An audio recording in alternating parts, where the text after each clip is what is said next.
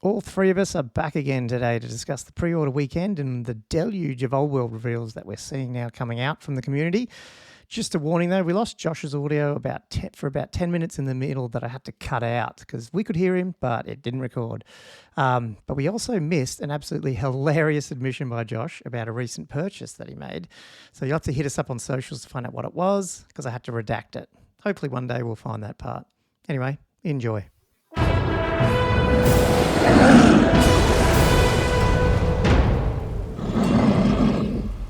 Welcome to the Old World Fanatics, your Warhammer Fantasy podcast to quench your hobby thirst for all things the Old World. And I'm one of your hosts, Gomo. And today we're all back. We've got the band back together with Andrew and Josh. Yeah, all back. Crazy. It's been a couple of weeks now. Yeah. For all three, I should say. Yeah. Oh, I've been here every week. How have you been, I've Andrew? Never gone anywhere. Yeah, Josh. Committed. He's committed. Holding down the fort. Yeah. And thanks for that, Josh. I mean, I thanked you last week as well, and I think Andrew probably thanked you the week before. It's the water. What did you get up to, Andrew? I went away. I'm refreshed, recharged the bat. There's nothing like helping you recharge your batteries and going to a caravan park full of screaming children. Oh, right. So yeah, cool. Refreshed. Do you have a van or do you have to buy one? We stayed in an extremely expensive, tiny, pokey the actual cabin. Yep. I probably could have bought a caravan for what it cost me to stay over Christmas time. No, I think they're pretty pricey too, aren't they? People talk about GW price gouging. Geez, try and stay in a cabin over the Christmas holidays. That's some price gouging. Yeah, that's true. I mean, hey, all hobbies and things cost money. So anyway, we're probably what's it? Sort of giving people a bit of a foreshot of what we're actually going to talk about here. Yes, yes. One of the topics. No, that's all cool. Yeah, well, man, I think we're sorry, I'll probably sound tired too. I had a game last night till, usual 11-ish or whatever. Yeah. And just last week, I mean, it was like the week before when I was on holidays with all the news, and it got even crazier last week. And then obviously we had release window. So yeah, absolutely. I think we're all a bit like, what are we talking about today? I feel a bit of whiplash almost, isn't it? Like every day there's something new. It's just so much. Yeah, that's it. Oh, it's just I just don't even know where to begin. But I do know in terms of the podcast, we're just going to cover a few little tidbits of housekeeping / stuff. But we're going to skip hobby basically because we're just going to see how much we can talk about, mostly off the cuff to do with. A little bit of last week's what they sort of were revealing before Saturday, and then obviously what happened on Saturday. What we got, what we didn't, what we thought of it, and then since then, and is it the embargo? Do they call it an embargo? Whatever when it lifts, is it an embargo? Am I saying that right? The media. When they're allowed to start talking, and then embargo probably. Yeah, and then everyone's just dropped so much. I don't know how many videos. so much. I think everyone's in the same boat. We're just all swimming around going, "What the hell?" And none of us have the book, so no. Just trying to scrape tidbits here and there. Yeah. So cool, awesome. And I'm assuming that'll make an episode, and then we'll see where we get from that. Oh, it'll be a packed episode, already. Yeah, cool. Yeah, like awesome. All right, well, let's. Josh, do you want to just do a bit of a shout out for CanCon? We're only less than 2 weeks. A little bit over 2 weeks. Yeah. Yeah. We're 2.5 weeks away. 2.5 weeks away only. God, it's really coming up quick. Yeah. You sounded really it's 2.5 weeks. Yeah, that's right. I said that, and then I heard myself say it, and then I was like, oh, yeah, 2.5 weeks. I got a lot of cards to paint. Speaking of which, I've posted a stack of them to you today. Awesome. Express post, so they should arrive hopefully tomorrow. Excellent. With your scorpions too.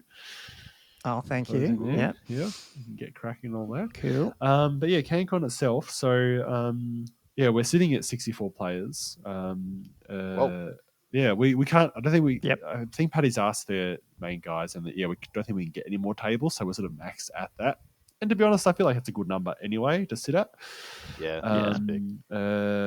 I think I've had a few people cancel, and other people have emailed looking for a place, and it's worked out that we haven't got a wait list because we don't have any control over the ticketing. But they've emailed the main organisers, and they've been able to get tickets as other people have cancelled. So that's worked out pretty well.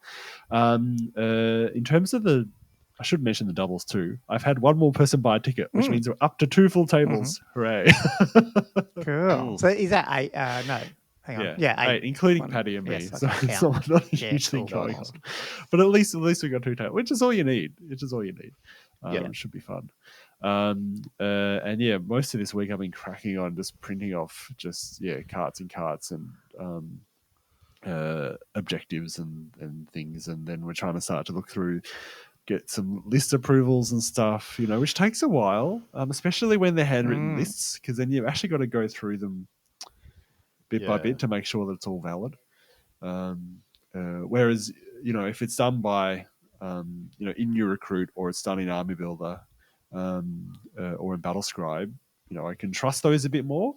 But when it's just like a list of stuff, you've actually got to put it into an Army Builder and go, does this all work?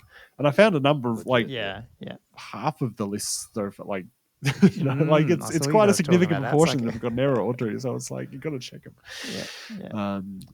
But we've had maybe 9 or 10 lists submitted. So I think we're going to get a big flood of them in the next 7 days. And we're really got to get cracking on.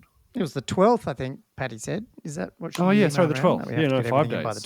4 days by the time this is published, really. Yeah. Gosh. That's really not far away. Do you want them early? Is early helping? Yes, early. I'm just sitting on my list. Just send it in. Yeah, I sent mine today too because of that. Right. The earlier is just easier in terms of processing them because, as I said, it can take a while. So if you just send them in now, that'd be great. I'll get that through to you. And we should mention some sponsors as well because we do have a lot. Largely thanks to Gomo, you've helped to really organise a lot of this. About that, but this stuff. It's easy. I mean, when you say you're doing CanCon tournaments, most people we actually had a fair lot of people respond. I reckon probably 8 to 10 companies saying they would do something. The problem is over Christmas, then when you're emailing them back, trying to sort it out. We've landed on 4 definites, and I still think there's a couple of stragglers coming through. So we might even end up with 6. But we've got Greenskin Games are actually sponsoring the, I guess, prizes. You know what I mean? Like first, second, third type prizes and things like that. I might get these wrong now. I think is it Emerald Hobbies is giving us the box? Yeah, yes. I think so. Yeah, the box is gonna. We are doing a raffle. Nice. Yeah, we're doing a charity raffle, which we don't know what charity yet. I don't think there's a few up my sleeve. I'll have to talk to Josh and Patty about it. But basically, we do a raffle. All the money gets raffled, and we've got. I won't tell you what it is yet, but it's a pretty substantial box that we're giving away. So that's going to be pretty cool. And then just bunches of vouchers and stuff as well. So there's actually and models from Proxy Wargaming. So we've got there's a few things. I didn't see Medbury. Medbury Miniatures that's the custom ones. Medbury Miniatures is like sculpting. If and he's actually going to make like a specific event mini. That's just themed around the 6th edition tournament. So that's kind of fun. What was the other one? Polymath Table. Have you mentioned them? Polymath Table. Yeah, they've done a basically discounts and vouchers. And I bought an extra battle mat on a discount with that to put it into the tournament. So we've ended up with Greenskin Games, Polymath Table, Emerald Hobbies, Proxy Wargaming, and Medbury Miniatures so far. So that's nice. Huge awesome. list. Thank you, sponsors. Incredible. Yeah. All right. I think that's all we need to cover for CanCon. Yeah, well, next week, we don't know if it's next episode. It might be a bonus. We'll work out how we go with all this, but we'll probably do a CanCon. I'm guessing the old world stuff I won't say settle down, but because a lot of people will just be sitting on their thumbs waiting for, especially in Australia, which we'll get to. We're going to be sitting on our thumbs for a while. Maybe next week, people who are still interested in listening to us babble on about 6 will be happy if we just talk through some of the lists, not all of them, but just pick out some favourites that we've seen Yeah. from submissions Well, and funny ones, and just have a bit of a It'll chat be either about next that. week or the following week. I'm not sure. Because the Yeah, following week could be yes, 4 days yeah. before the tournament, which might be better timing, maybe. Yeah, true. Whereas Yeah. the next Monday we're probably still processing lists and that type of thing. I don't know. We'll work it out. We'll work it out. Anyway, we'll definitely have some CanCon related stuff while we're waiting to get access to the friggin' books. Yeah. Exactly. Yeah, cool. We're going to skip hobby, but mine's sort of connected to that, which I might just do a bit of an update, just so people listening here. And if you do subscribe to our podcast, we basically have a YouTube channel now. Now, I sort of fumbled around with this a bit. I had a previous YouTube channel under my Gomo's Itchy Nuisance. Andrew's been on that. Josh has been on that. And recently I've had a few battle reports. I was but back mostly on that years ago. Oh, yeah, if you go back, you'll see some of the old ones. But I was umming and ahhing what to do, but YouTube recently, I don't know if this is recent or not, but they reduced the number of subscribers you need to actually sort of start really monetizing it and doing stuff with it, which, basically unlocking it, so to speak, with extra features. So we have 320 something subscribers. You need to get to 500. So I'm like, I'm just going to rename this to Old World Fanatics, and that's our channel. And you guys were happy to do that by the sound of it. Yeah. So I've started that process. So the first battle report that I played yesterday, which I won't go into in hobby time, I threw up there on that one as well. So I guess it's just a shout out to the listeners. If you do like our podcast, now the link on YouTube goes to a Old World Fanatics YouTube channel, I guess. So we'd love a subscribe there. But we also are going to start maybe from next week. We'll see how we go. Next week or the week after, start actually filming the podcasts and putting them on there as well. So that way we're getting coverage from YouTube. So if you're the type of person to the voice. if you want to see what we look like, I don't know if you want to, but also just, there's a lot of people who like to have YouTube on the background while they're painting and, stuff like that. So it just, helps those type of people. And, obviously with the old world coming and we're going to do more battle reports and stuff like that, I think it's going to be pretty good just to wrap all that up together. So yeah, cool. I just wanted to bring that up. It's sort of news and it's sort of hobby time because I did get a game in against Kieran, who we had on, I don't know what episode it was, but not his Dwarf Slayers. I played his Bretonian list, so that was fun. But yeah, I won't spoil it. Go watch the YouTube channel after you hit subscribe on the YouTube channel. Yeah, look, I need to watch it. Plug. Yeah, it's only 17 minutes too, because the way I did a new video style one, so it's a bit quicker than sitting there listening to me rabble on for 40 minutes. So yeah, cool. Well, let's get into the topics. Does someone want to sort of give us a wrap up of what came out article wise and how it led into Saturday? Like, is there anything we want to cover there? I'll be scratching my brain trying to remember all that. Such a blur. It's been a whirlwind adventure. I can't even remember what order things happened in. Yeah, it's a bit like that. If you go to the Warhammer community page and you look, it's just all old world. You're just like, I love it, but it's like, wow, it came out just one after the other. It was literally an article every day in the lead up to the pre-order date, wasn't it? Like, Tuesday, I think Wednesday, it might have Thursday, been Friday. more. I think there was days when you got two. You got an almanac, and then you got like something else. Like, So, it started. I can't even remember when it fully started, but we basically got those round tables in. From the lore. There was the lore article, the model one, and the sort of designing and painting them and stuff like that. And then we also got just that final round table, which was probably, I guess, one of the most controversial ones. I don't know if we want to let's hit it. Let's talk about that one. Let's talk about we're into it. Yeah. The interesting thing, actually, one thing I did notice, because there's this rumor, I'll call it a rumor, I don't know, that, I brought it up the other day, obviously Squarebase talked about it, that there's really only one main guy who worked on it. But when you look at these articles, there's a number of people. And I know one guy didn't obviously do it all, but because art and all that stuff. But it did feel like there's at least I like to see that there was at least a fair few people fairly involved. Yeah. Which is, they're obviously, they're not throwing as much, resources as 40K, obviously, but it's not just some dude in the back shed. They are actually. And when you've seen what came out in, for pre-orders, like, okay, it would have taken a while to get all these books all done just for this 100%. first, so. But this article, I think it was this one anyway, was it? Yes, chats about the legacy factions. I think it's worth having a quick chat about that 100%, one. It was a big issue. Yeah. What was your thoughts? Do you want to describe it and then what your thoughts were? I've got it right in front of me here. Oh, you got it. Okay, Andrew. Yeah. Oh, so Rob, so they're asking about the legacy factions. Rob's response was, as everybody knows, a few of the factions previous from Warhammer Fantasy will not feature in the old world. This is in terms of game rules, model range, ongoing background narrative. These legacy factions, however, get free downloadable army lists so people can try out the new systems using their old model collections. More about this in coming weeks, though this is obviously the big thing. Though please note that these won't be considered legal for tournaments and won't receive ongoing support. And then read that next sentence too. That's if you want to come on this long-term journey with us, the factions in the Forces of Fantasy and Ravening Hordes books are the ones to collect and play, and we want to be pretty clear about that. Yeah. I actually hadn't read that last sentence. I hadn't read the paragraph. Oh, there we go. We get to see Josh get hit. I'll admit neither have I. That's the one that really hit it, I reckon. I was like, pretty clear. It does make it clear. I mean, they don't have a full stop on that sentence. I don't know if that's leaving the door open. Yeah. Well, there was no exclamation mark either, so it wasn't, I mean, are they being clear? Yeah, no full stop. True. Funny. Oh. So, I mean, look, okay, so... Missing punctuation.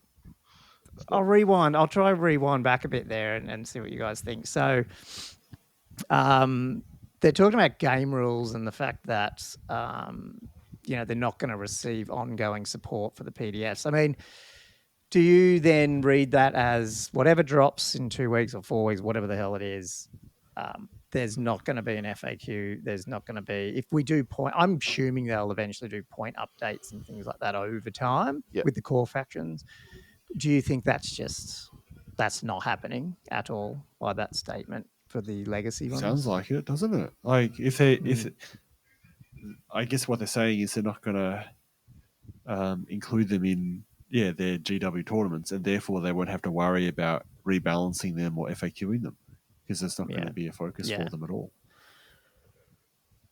Yeah, no, that's how I read it as well. Like it's not. It didn't feel like there's even that little wiggle room. Like, we'll keep it a little bit patched, but you're not. It's not. We're not spending a lot of time on it. Like it feels even when they, compared to the transition from fantasy to AOS when they had the, a little bit of support for the legacy, the so-called fantasy armies in that context. I felt like that was less brutal the way they phrased it back then. This is like very cut and dried, isn't it? Because I think everyone was sort of thinking, they'll put them in at some point. Surely this can't be the end of it all for these 7 factions. Most of them are pretty popular. Yeah, with this, because there's a little bit before this article came out, I was like, interesting, but I'll get to that in a minute. But yeah, Andrew, have you what do you think about the tournament stuff in terms of how that's going to play out? Like, because I know in Australia here, Games Workshop saying it's not considered legal at tournaments to me means we're all pretty much on the social media space. Everyone's just like, well, we don't do GW tournaments here in Australia anyway. So as far as everybody in Australia is pretty much concerned is. A bot, as long as nothing is stupidly rule,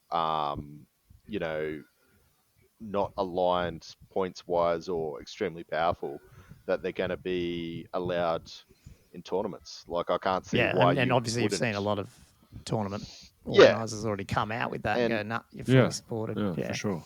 Thinking about it, glass half full. I don't think anybody can really look at the old world so far, that's what's transpired, and say everything's been cut and dry. Things have changed left, right, and center. I think this is like maybe a scope in the short to midterm.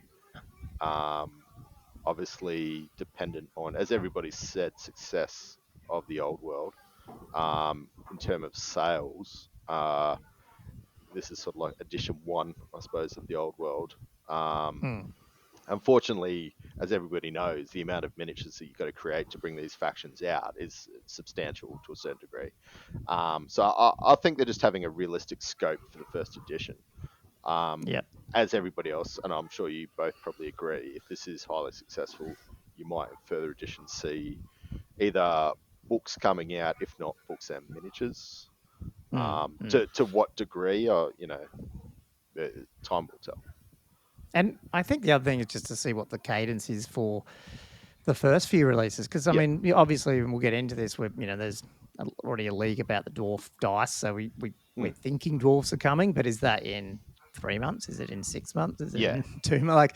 And so I guess if they don't get all the core factions out and all updated in the next, say, 18 to 24 months, then you wouldn't even be touching these guys. No. These ones wouldn't get anything anyway, at all. I guess if they were expecting to do this quicker and sort of somehow get it all out this year, maybe they want to stamp that down to say, hey, that's all that's coming at the moment. We're not doing anything else because people start whinging about it. But exactly. I don't know. Do you guys know, obviously Games Workshop is a lot more community focused. They're patching stuff, especially with 10th edition 40K and all that. But because I haven't played any tournaments in any other system. Are the tournament organisers are they still having to do some of those balancing themselves or comps, or they just go, hey, Games Workshop's doing a better job of, sorting their own game out, so we're just going to play what they say? And so I just wonder if Old World has that same treatment and they're patching it and giving us, points updates every 3 or 6 months, is that going to make tournament people tournament organisers get a bit confused, going, well, I can't comp or change the core stuff, but I can do I just do it on the legacy stuff? Do you know what I mean? When do they step in, if at all? It's hard to predict. It's a bit grey. It depends on the frequency of updates and that type of thing as well. It depends how well balanced the whole thing is to start with.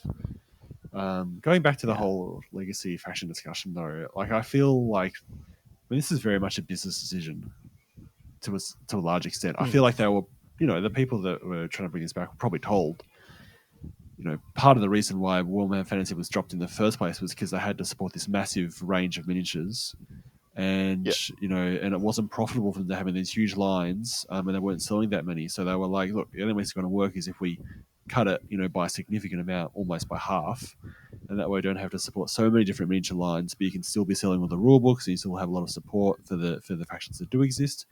And maybe that's why the way they're trying to actually make it more profitable, by trying to concentrate the lines a bit more rather than having such a spread and diverse miniature range. Yeah, I think it's I think that's pretty accurate. I do think there's a bit of, we also don't want to, Games Workshop are not in the habit of sharing lines. I know 40K in the early days probably did a little bit with Heresy, because Heresy didn't have as much and people were converting and stuff. But ultimately, they want AOS and Warhammer the Old World to be separate. And so these legacy factions have this, most of them have either they're not supported at all, or they've got there's still a fair chunk of them with AOS. And I think there is a bit of that as well, going, well, look, at least for our immediate roadmap, we want them to be AOS, so they're not supposed to be in the Old World as well. And maybe, I don't know if that decision was made first and then they found the right narrative, or vice versa. I mean, I don't know. But I think there's those two things. I think you're right, Josh, but I also think that business side is looking not only at costs, but going, they need to be separate. Yeah. Interestingly, maybe. I don't know. Well, I mean, I don't know. Interesting that they put the Chaos Warriors in then, because they got the Slaves to Darkness box set and that kind of thing going. Yeah, but what I'm saying is, any of the ones that have full new ones, it feels like they've just gone, that's cool. Oh, yeah. I think to be honest, I think with Chaos is a bit weird one, because I think it's just so popular that it doesn't matter. I don't know, maybe. I don't know if that's true, but yeah. Skaven's got a heap of old models, but too, it is weird. Well, it's the one that's supposed to come out in AOS 4, so I can sort of feel like they're going, no, when Skaven get new range, we want that in AOS. Like, we don't want it getting pilfered into old world or something. I don't know.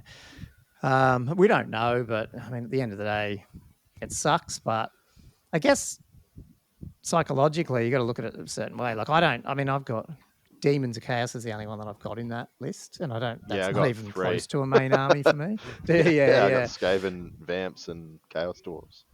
Yeah, doesn't bother me that much, as much as what it does other people. But saying that, I've got 2 other armies, so The funny thing that I guess you got to flick it around your head. Even if you had all those armies and you had none in core, you didn't even have a game. The game's gone. Exactly. So there's nothing's really changed. The only thing that's changed is you actually do have rules to play in this game. And they've been very clear about this from a fairly. When was it? When did they put that graphic up about it was months ago, wasn't it? It was this year. It was like though, May or something, May or June, I 2023. think. When they had that weird good and evil thing. Yeah. We were all like mildly confused to see the true kings and evil, but then one of the articles here did sort of expand on that a bit, which I didn't mind. It's. Oh, I lost my train of thought. That's cool. It's just, that's fine. Yeah, I can't remember where we were going with that either. But I mean, it's the end of the day. We've got a game now. Oh yeah, we do. Things might change long term. Yeah. Was there anything on that? Like we'll always have. We're fortunate to be in a position where it's all being re-released anyway. And we'll always have like the 600 rules and stuff if you want to play certain factions anyway. And again, the PDFs coming out, at least they're giving us that much, I guess. Yeah. But yeah, I feel like had a interesting comment from from Dion, one of the guys who plays at Legions, and he said he would love to have seen Matthias from WAP maybe be put in charge of just keeping the legacy factions running for a whole world. Like, that's pretty cool. They should do things like that because he's got a bit of trust in the community. It'd be funny. Well, there is scope for that, isn't there? Like, really, like you could have homebrew legacy factions. Sort of like almost supported but not supported. Supported by the community. Which would just be like, just keeping the points in line and maybe stat changes if stuff's terrible. But I don't think it's going to be absolutely terrible. I think, like, at the end of the day, I just feel it will be on par with the rest of them. I can't see them going out and making them. To me, that would be a bit of a kick in the guts if they just made them, all the. If you could tell that they just had spent like a night putting it together, completely uncompetitive. Like, it'd be. Yeah, I hope not, but we'll see. Yeah. And it's not because it's to me, I'm a little concerned about rocking up to, again, not tournaments specifically, but just any game, and there's only like 9 factions. It's like at some point you go, when you have a lot of players, it's like suddenly you're playing a lot of the same armies all the time. And if a meta comes out where one build is prevalent, suddenly, that causes a problem. Yeah. Agreed. So I think Josh I think he's around, but I don't know what happened there. He'll come back. Yeah, actually, Andrew, you said, and I think this is true though, there's a lot of support. I don't know what that's. Sorry, we're just getting an error for Josh, so hopefully he comes back. There's a lot of support outside of Games Workshop for all these figures anyway, and even in the core factions. So, like, again, there's so many options. I think in the short term it's not going to make a difference. But nah. I think obviously people might have been rubbed the wrong way by it. For me, like I said, I've got 3, and like you said, you've got some factions there as well. So it's I think it's out the way you personally want to look at it. Like, I'm glass half full, wait till they come out, have a look at them, and like I think you're still going to be having a game and not going to be just completely blown away on the board. I think it's still going to be competitive. The only thing you won't have is obviously the Arcane Journal additional sort of rules and giving you a little bit more leeway to play it differently. But I still think you can go have fun, definitely. And I think most communities will be more than happy to have those PDFs as part of the tournament scene. I agree. No. Yeah. On the lore, I just realised too, like, do you think we're going to see some pretty? I'm showing on my screen, sorry, here, like their discussion about the steam tank, and they're basically saying, technology, hey, I think it was a bit of a crazy idea that there was only 8. Like, I don't know where that came from or something. And there's the actually, lost era. they were even more, Leonardo was right into the inventions. I mean, is he alive here? Is this what, like, are we going to see some really crazy 100%. Empire figures coming out, especially because 6th had that whole steam tank, the Hellblaster on it and all this sort of stuff. Yeah. Oh, no, we just lost Josh. Lost Josh. Yeah, it made me excited a little bit to go, oh, cool. I'm okay with it. I wouldn't even call it retroing the lore or anything. It's just it's once they lost start lore. pulling it It's out, the lost lore. they're sort of describing a bit, and I do like the this era of relative peace where people can, I guess, they're sort of actually more. It's more productive almost, isn't it? Like they're starting to grow and build stuff and do things, before the whole thing starts falling over. Yep. So I think it's going to give them some of this leeway that they've had in AOS and they haven't had it in Warhammer, and now they're going to have it just by a couple of these little lore things they've thrown in. So it's pretty clever. Yeah, no, I agree. You'll see. Yeah, I reckon dwarves are going to have something left field definitely coming into it. Same with the Empire as well.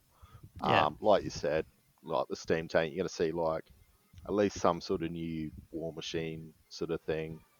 I wouldn't be surprised with the dwarves if you see like a bear cavalry or something random in there. I think, definitely, like you said, there's going to be some, and orcs. This steam tank they could release, stuff. Like with the new Pegasus Captain, no, what is it, Duke thing? Yeah. They've actually, I didn't know, none of us knew this till last week, I think, where they, the sprues you got in the big box doesn't have the BSB. That's a separate, like, sprue that goes with the Pegasus. I wonder if things like this, the steam tank's an awesome example where potentially they could do that, where they just, you get the steam tank, but you get this extra sprue in there, and now it's a whole new model, which has all this crap on top of it, like the war wagony type thing. Oh, that'd be so cool. So hopefully. I'd love to see them re-release the war wagon too, by the way. That would be, that would be so awesome. I mean, they're things that are just printing money if they do that, just for nostalgia. People would just be like, I'm a little bit sad that the Celestial Hurricaneum and Luminarch have been marked here, only purely because, I mean, not because I understand why they're not in terms of the lore, but because they said that stuff about every model's playable, I thought maybe they might come up with some other weird device that is called that and just rename it. That's the only thing. It is what it is. It is, that's right. I think there wasn't really any other alternative lore-wise, I think. Actually, I will, just while we just were talking about that map, the vampires, so before we go on to the next topic, the actual Warhammer Old World, is it called Old World? The Old World? What's the actual website? Is it the Old World or Old World? With the big interactive map thing. Yeah. It's the Old World. It must be the Old World? Yep. Got to spell right. Here we go. Yeah. This map that's here, before they talked about that, really put the nail in the coffin about the legacy factions, I was like looking through here, and they've got the vampire pirate dude here in an actual rollover thing. I can't find him now. He's here somewhere. Here he is. I think he's like one of these related to like the vampire, almost like the Vampire Coast stuff. Oh, if you go and look him up, Lord Harkon. It's not Saragoat, no. It's I think if you search, that is a familiar icon. Yeah, Saratoga. Saratoga, is it? Yeah, something like that. Luther Harkon was the self-styled Arch Grand Commodore Pirate King of the Vampire Coast. So, they were talking about like Easter eggs and weird things in the map. Yeah. I don't know. I just was wondering if they're like, look, these old factions are gone. We're not doing anything. But if this goes well, we know, potentially Kislev, potentially it's a few Cathay, crumbs in the map. Yeah. You imagine doing a Vampire Coast army, like vampire. Oh, like that's printing money there. That's printing money. So I don't know. Maybe there's some things here which, like I said, it's a while away, and it's nothing to think about as such. But like nothing to wait on because we don't know. But it is interesting that they've it's not just in the map; it's one of the rollover. Yeah. Like, they've actually made it interactive. So I'm like, interesting. Yeah. He's obviously going to be in the story somewhere. Yeah. That's what you're saying is they're gonna get us back in with our old miniatures and then really hook us with a whole new faction release and get us really excited again. Yeah, all new plastics for whole new things. I mean, it's guaranteed. Like, if they brought out any of those, any new faction or plastic, they would sell out. It's like when like Sisters came back out 40k or things like that. They just end up selling. So anyway, let's. This is going to turn into an all-nighter if we don't move something on. So we won't. Maybe we'll dig into. If we've got nothing to talk about as we're waiting for our rule books, because we've got to wait till bloody the 10th of February, unless the EPUBs come out or something, we might revisit some of this, or who knows. Do you want to go on to the old world pre-orders? What did you guys end up getting, and what did you do on your Saturday, and how did that all work out for you guys? Yeah, I'll start off. So obviously we're all discussing, as everybody knows, when we're away. So I rang up my local gaming store, one of them, although it's a pretty big one, and ended up ordering through them to see what they had, and they were putting allegedly a rulebook aside for me there. Cool. Because I do like to spread the love and support your local game store where applicable. And they didn't have any of the Ravening Hordes or the Forces of Fantasy. So I went through GW and basically logged in, went in the queue, said an hour, which was weird, and then it bumped me down to like 10 minutes. So originally it was an hour, and then it just went straight to like 10 minutes. And then I went in, and basically nothing was sold out by then. And I only got the Forces of Fantasy. Okay, so you didn't get the Ravening Hordes yet. Well, I don't have any Ravening Hordes armies, so I'll sort of... Oh, you were thinking about doing orcs or something, weren't you? Oh, ages ago. I sold them. Yeah. Okay. I've Okay. downgraded that. So all my 3 bad armies are all... Legacy. Yeah. So Skaven, Chaos Dwarves, and... Vamps. Yeah. Yeah. Okay. So yeah, Cool. how'd you guys go? I got most of it. So my first priority was getting the books through a third party at 1 p.m. So I went through Gap Games in the end.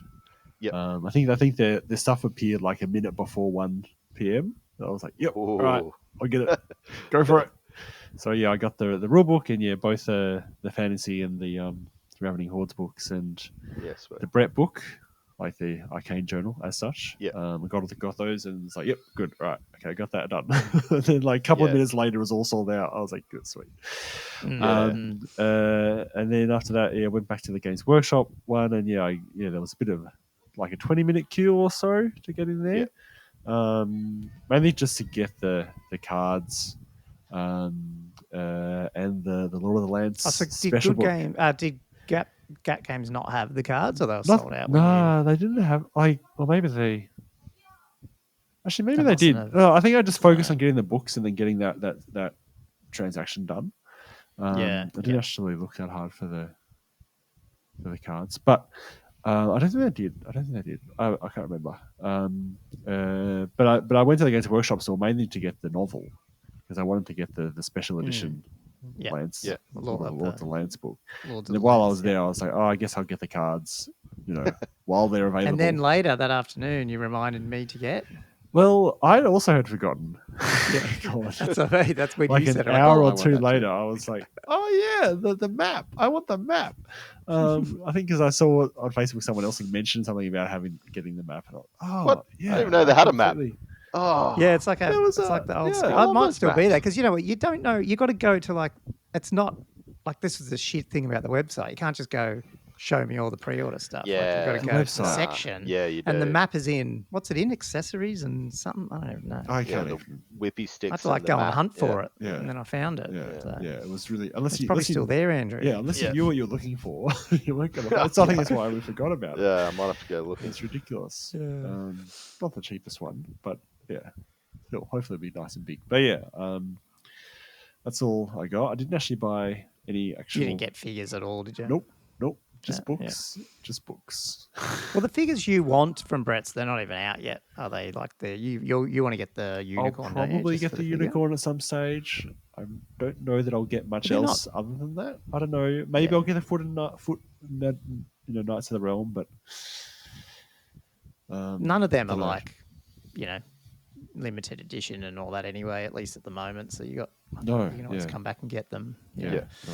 Unlike me, I ended up getting a lot, but that's fine. I feel bad now because you guys tempered what you got. I'm Went a bit overboard. I keeping didn't my temper powder at all. dry Yeah, for you said high that. elves That's right. and dwarves. So Yeah. Fair enough. I can't, Yeah. I don't think I'll be buying much else. yeah. I'll buy a few I'm minis, but I've waiting. got At least the arcane journals aren't a huge investment, Like, Yeah, they're it's quite I got the another Brett reasonable one price. as well, just because I What'd you get? maybe. Gummo? Oh well. Did you say you got the Brett one as so well? I went. Yeah. I went a bit. I will sell some stuff because I got too much. And not to make money from it. It's just so I really like having the cards, and I'd already. I don't know. Was it listed somewhere already that like the Magic cards, at least the faction ones, were until sold out? Like they're like they used to do that with 8th edition. Like this Magic cards would sell out and you couldn't get them. Nah. So obviously I wanted the books and everything, but I also wanted the cards. And so I was sitting there and it was like, I don't know, midday or whatever.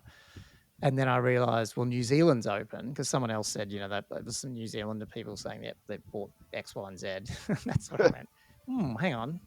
I can just flick over to the New Zealand store. You just need a New Zealand address, which I have for a business like proxy address because I got a US one. Right.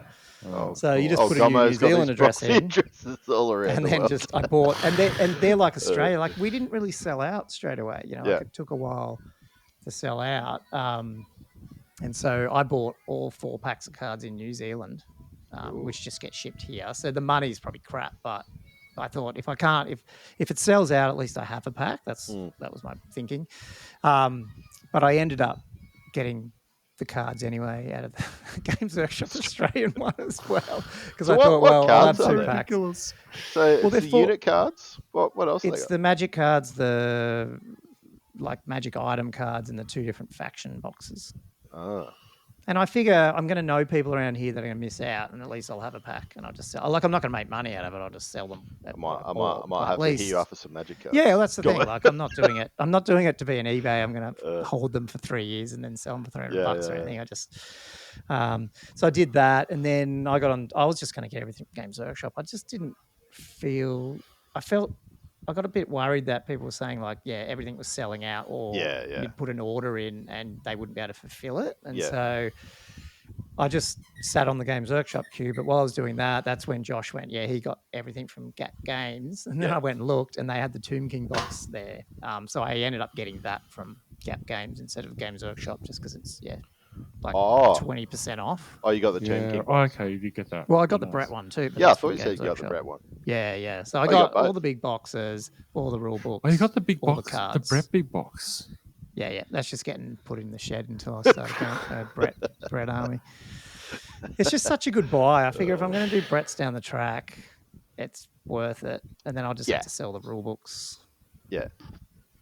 I reckon you'll be Because able I'll to end up with extra. I reckon you'll be able to sell the rule books for. Yeah. And I'm not going to not scalp. just a cost or even under Games Workshop because they're technically because they came in the box, they're not like I'd sell them under. Yeah, it's not the under the price of the 120 or actual. whatever. Yeah, something for like 100 or something. Yeah. 190 or whatever. Yeah, so it'll make that back a little bit, and then sell the then whippy I got the sticks, Lord of the Lance, sell the templates. and that's about it, I think.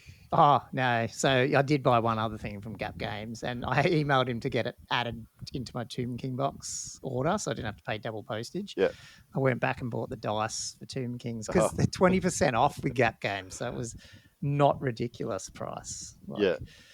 It's $50, which is the price of their normal dice, but now these new dice coming out are $74 Australian. Which is stupid. It is. I They're think- the piss takes for me. It's like the dice and the base, the movement trays. Oh yeah, I'm not buying them. I mean, you gave me, gave yours away. Yeah. You're not buying them for $70. Nah. I think everything else, I was pretty happy with the pricing. Yeah, Yeah. and then obviously the movement shows I thought was a bit of a piss take. Yeah, I don't know what. Yeah, that's ridiculous. But hey, if people buy them, people buy them. I mean, Yeah. I bought the dice, and people are going to think the same thing about that. But I probably wouldn't buy the dice from Games Workshop. But if they, if they're in the retailers at 10 or 20% off, and they're your faction ones, I think sometimes I like having themed dice. Sometimes, Yeah. And they always sell so- out. It seems like they sell out, Yeah. and then they're really hard to get. So yeah, Yeah. I do get it with the dice. Yeah. Anyway, I've had the same dice, the same orange dice with black pips for like 13 years. You're an OG, man. I like I'm the them. type They're of easy person. to Look at all the see. guitars on my wall. I'm the type of person who just buys stuff but doesn't actually use it. So yeah, keep the economy going. I'm the one causing inflation. Damn you, Gummo. Sorry, everyone. Yeah. Cool. Anyway, well, yeah. I mean, you sort of mentioned, Andrew, like you're okay with the price, and was there anything didn't work for you? I mean, it sounded like Aussie, even New Zealand and Australia, they had a good. I don't think there was a lot of gripes around the whole ordering stuff and selling out and stuff. It seemed like the US got hit into that normal, and maybe even the UK, where people queued for hours and then they get in, it's all gone. I Ah. think if you were onto it around about the time, maybe if you got on a few days later, you might not be able to get what you wanted. Yeah.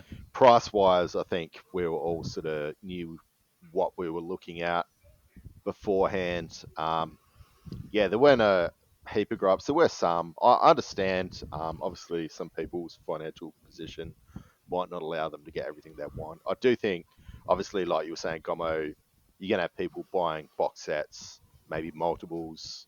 I think there will be ways for people to get the rules for a cheaper price, or go through, like you said, like a third-party game store.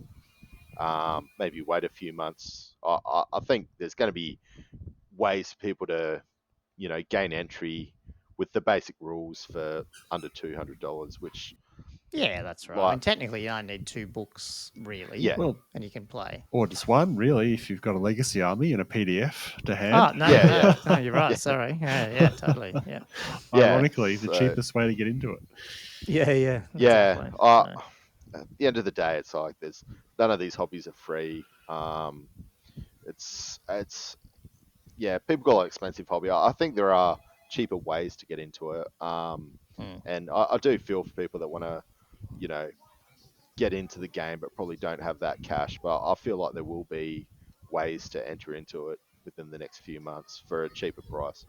Yeah. Yeah. I mean, these are typical price points for Games Workshop specialist games. I don't think these books are, they're very similar price books to are, the Horus Heresy books. And it's not a surprise. Yeah, I think they're 100 and I'm pretty sure. I mean, I bought the Horus Heresy ones. You bought them originally, didn't you, Josh? Yeah, I bought them too. 2 years ago. They were 120 or one. Might have even been more. Were they? Or around that 120 mark? I don't remember. I bought it as part of the starter set thing. So okay, right, it was all part of the box. I mean, you're right. Like, but I mean, also, I mean, we don't know. We haven't got the books in our hands, but from everything I've seen on YouTube, I mean, they're good quality. I mean, Games Workshop do good main big rule books and all that. Like, you can't, you can whinge about old models coming back and stuff, but I don't think you can whinge about the quality of the book. Yeah, the production quality looks really good, doesn't it? Yeah, so I think, it is what it is. From briefly what we've seen on YouTube. Do you want to move on to that before and maybe we can end on sort of our overall thoughts of the vibe, as Andrew put it in our show notes here? But do you want to got to watch The Castle? If you haven't seen The Castle, you've got to watch it. Yeah, that's right. That's definitely it's Marbo. It's everything. It's the vibe of it. Yeah. What have you seen so far then from after Saturday? What have you guys looked at? What have you read? Have you got any snippets of? I'm assuming you've looked at the factions you're interested in. Is there some things you've either good or bad that you picked up that you want to delve into? Or I have. Maybe did you want to go first, Josh? Sure. I mean, I haven't been able to watch a huge amount of stuff. I ended up watching the Games Workshop Battle Report when they put it on YouTube because actually I was tempted to shell out for a Warhammer Plus thing just to watch that Battle Report.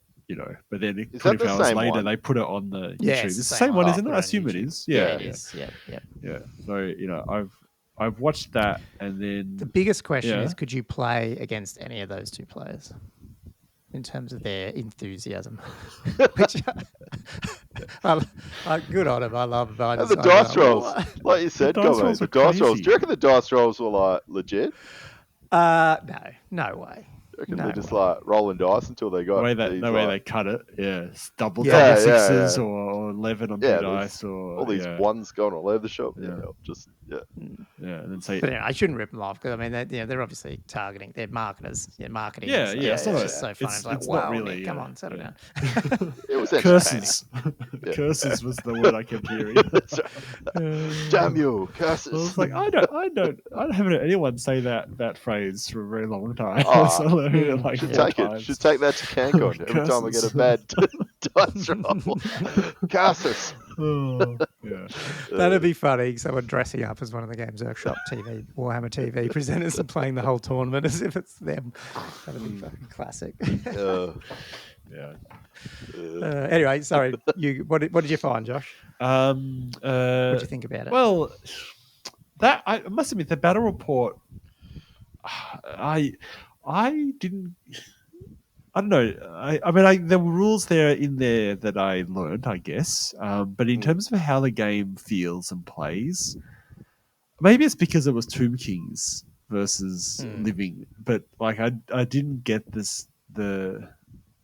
a sense of how those combats can play out necessarily, and when things fall back, and how the whole game flows. Like, but I got a bit of it. I mean, it was a pretty short battle report, and they definitely glossed over some stuff, and they didn't say specific what they were doing. But I mean, there was some things that surprised me that I saw in that battle report. One of them was when the knights got charged, and the lance formation collapsed into a square. So like, that was subtle. It happened when the dragon charged the lance formation. Yeah. And I was and I can't remember. Was that like? Did they just get to change that, or is that just the rule? That's a rule. So I've tried to look into it a bit more, and apparently, I think when the lance gets charged, I think it's like breaking the lance or something. I haven't actually seen the book or any rules. I've just seen it on Facebook. It's mentioned that when the lance gets charged, it turns into I think a bus. I think a three wide bus. 3x3. I think. Isn't it? Yeah. Which. This is what I was dreading. Switching around crap all the Because time. it really complicates the whole concept of movement tray adapters. And I've already been thinking about how I would try and get around that. And do I try and do a move? Because I mean, people have already designed lance tray movement trays that are base adapters, but it's like, how useful are they going to be? If you were you the one doing the side, like the seamless ones without a rim with magnets? Because then you could have like 1, 2, which turn around and like Lego, they click back into each other. Now they're 3x3. That's what I think I might.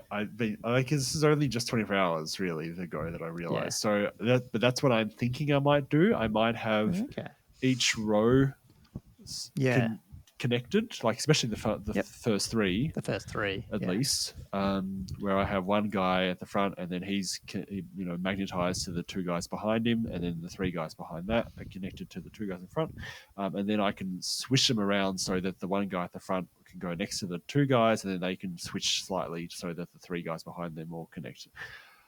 It's really quite complex, though. I mean, that's the only thing. I mean, I picked up on all that with the whole changing formations with marching columns, and I was like, I hope we're not fiddling around with too much.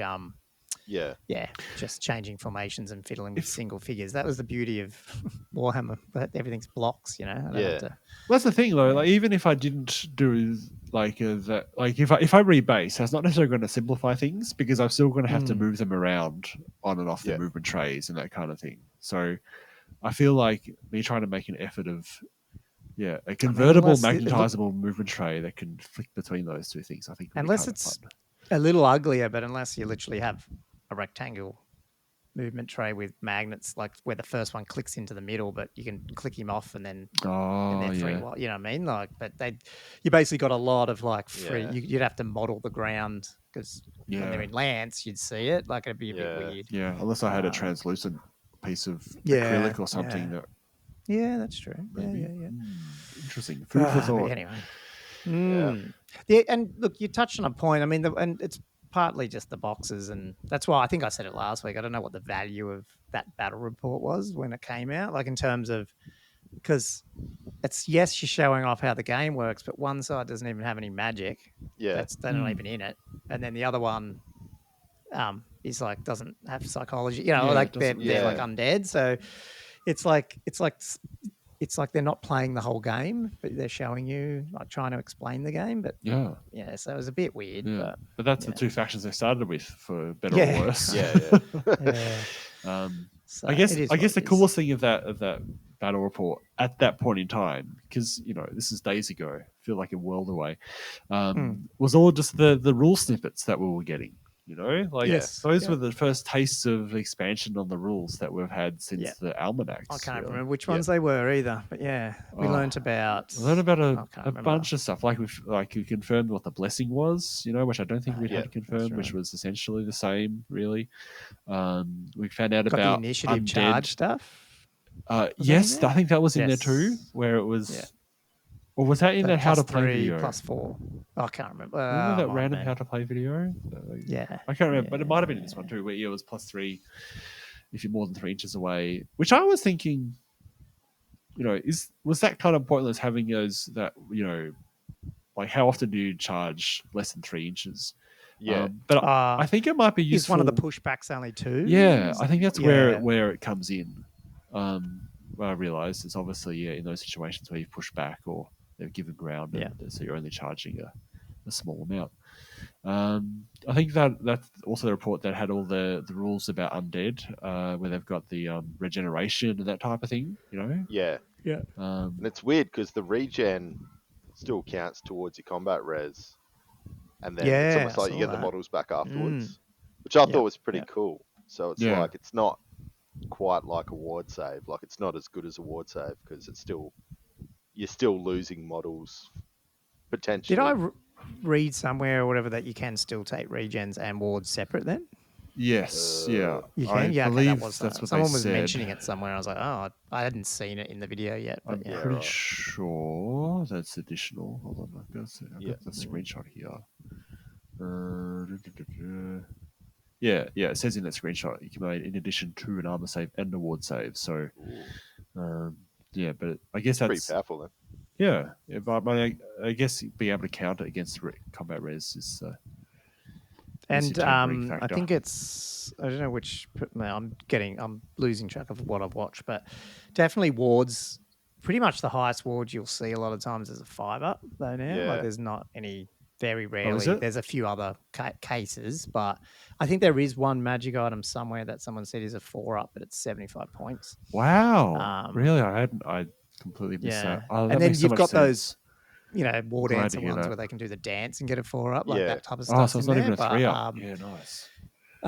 so Oh, that all makes so across much the board, sense. the That's so wards good to and hear. things have dropped. I guess because I think that's what we were dreading was that because we were seeing obviously a lot of the mounted characters buff up with like extra 2 or 3 wounds and extra toughness and that type of thing. Because again, we're worried that the combination of that with a 4-up, an easily accessible 4-up ward save would be really hard to kill. So I'm glad that they've realised that. Because I guess in a way, in retrospect, the prevalence of the 4-up ward save was always sort of a band-aid for the low number of wounds of your main characters. Well, interesting. I don't know if this is the right time to bring it up, but I feel like I'm feel a bit ripped off from what I've seen so far. Want your money back? The Bretts. Now I don't know if I missed something here, but You're throwing in the towel. yeah, the Bretonians get a fucking duke. I bought the box already. You guys got an extra bloody Lord thing with an extra wound and an extra attack and God knows what. You know how you got that top level dude now that you can only take one. Yeah, the Duke. I haven't seen the other armies don't get any of that. The Tomb Kings just got their normal Tomb. Oh, really? Tomb Prince with the normal 4 wounds, 3 wounds, and the Black Orcs and stuff they're all the same. So Brett's got like this better human now, which is almost on par with a Black Orc and all that. Where's my fucking Black Orc? That's what I want to know. The good thing is we have not had it a new means we're book not for 20 No. years. Yeah, We needed something. This is what I'm thinking. I'm actually really happy because I would have hated to see if that was precedent that they're going to set. Imagine the Vampire Lord. Oh, yeah. So Bretonians get Henry Cavill coming in as their bloody Well, yeah, top I duke. think I Swaggering might in. be wrong and I've missed it, but I haven't seen it. And then I thought, well, and I Uh. haven't even seen any of the Empire ones. I'm just wondering, maybe the Empire get a similar sound. You got some humans that can fight compared to the others. Because I mean, Black Orcs, yeah, but it's the wound that gets me a bit worried because Yeah. you guys have a 4 wound Lord. Yeah. Again, I'm a Tomb King player, so I've always had that, so I shouldn't be whinging. But the orcs and all that are still all 3, and the dwarves are too. They've only got a Lord and a Thane still. don't they? Yeah. That is Do they? quite. Yeah, that is a bit strange now that you mention it. I didn't even pick up and I on haven't that heard anyone until else you- mention it, but I'm like, hang on, Yeah. why do the Bretonians get it? Is a Duke of 4 wounds? Wow. Okay. I totally. He does, doesn't he? Yeah. about The that. super. There was the 3 The number levels. one, you can only take one of him, but yeah. So I don't know. It's an interesting. But, there'd be a reason. But yeah, It does it's have interesting. 4, yeah. It'll be interesting to see what the Vampire Count's Lord is. Yeah, whether he's 4 as well on the cast. But the I mean, if Chaos you read Warrior out Lord. his stats versus the Dwarf Lord, Yeah. there's not much in it. What's the Dwarf Lord stats? Well, that's pretty 4, much what it 5. was. But what are they? There's Strength 4, tough.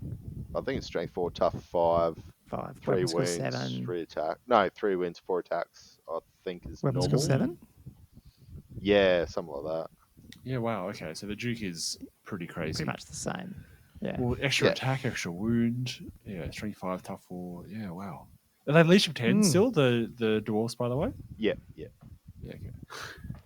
Nice. Please. Anyway, we'll see when we get the books, but they're just some of the things that I've noted. Yeah, good pickup. The- I had no idea what the other lords were like in that regard. Well, I was sort of interested because I was when I saw that, I thought, man, what's the Tomb King? What are they going to get? Because they already had 5 wounds or whatever, or 4 Yeah. wounds. But no, just the normal dude. But that's cool. Can't explain Champs it. can take magic items. We're seeing all through the Isn't like, it? books. It's everywhere. it's interesting. So even skeleton champion 25 points or Yeah. something. Someone said. I remember. Would you, but would you? I just- Yeah. It is it a weapon, or if it's a magic item? I think there might be some interesting cheap magic items that are worth taking. I don't know about swords or Yeah. anything. But Buff Well, you Buff- can bring him back buff every time, items, can't you? yeah.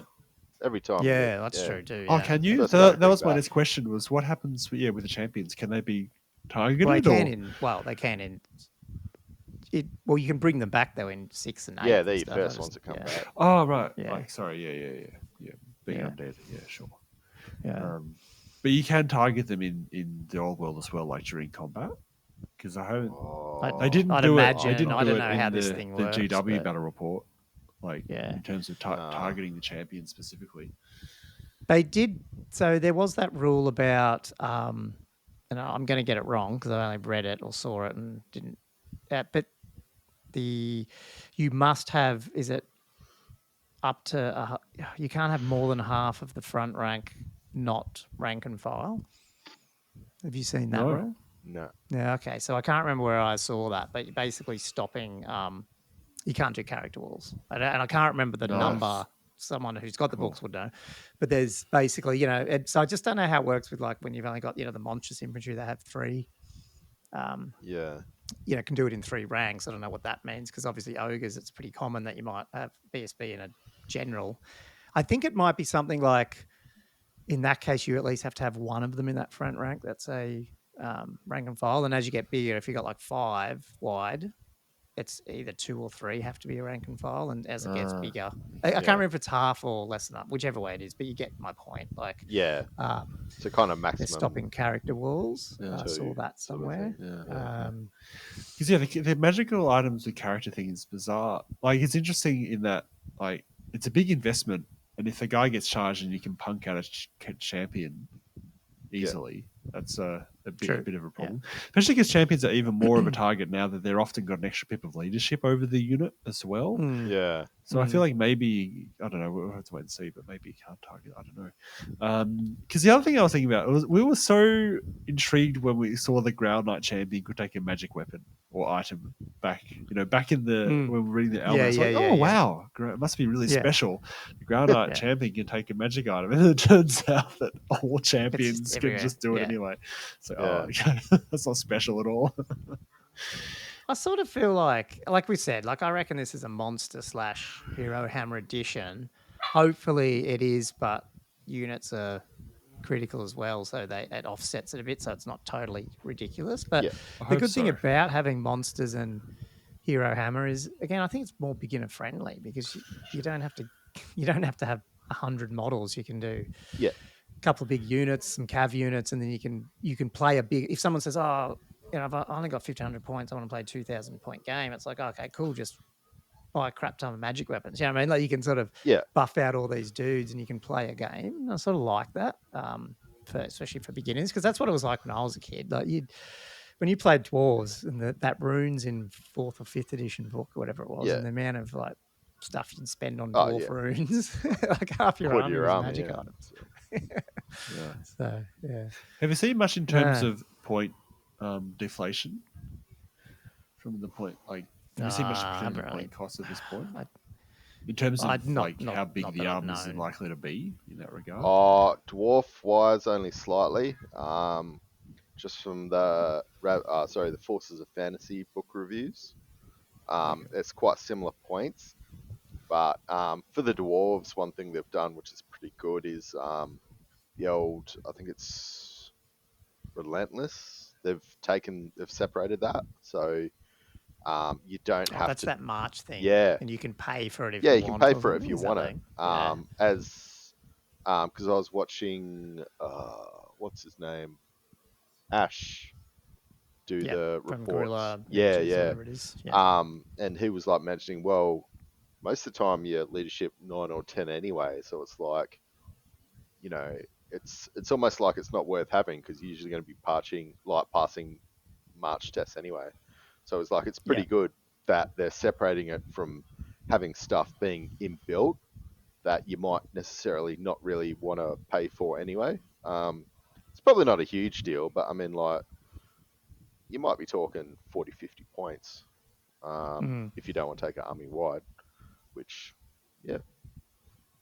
but he was going through the point structure, and from dwarves, he didn't go through all of them, but the infantry looked quite similar to the sort of 8th edition sort of point structure. I think it's almost like points they got from 8th edition by the sound of it, from what I've seen.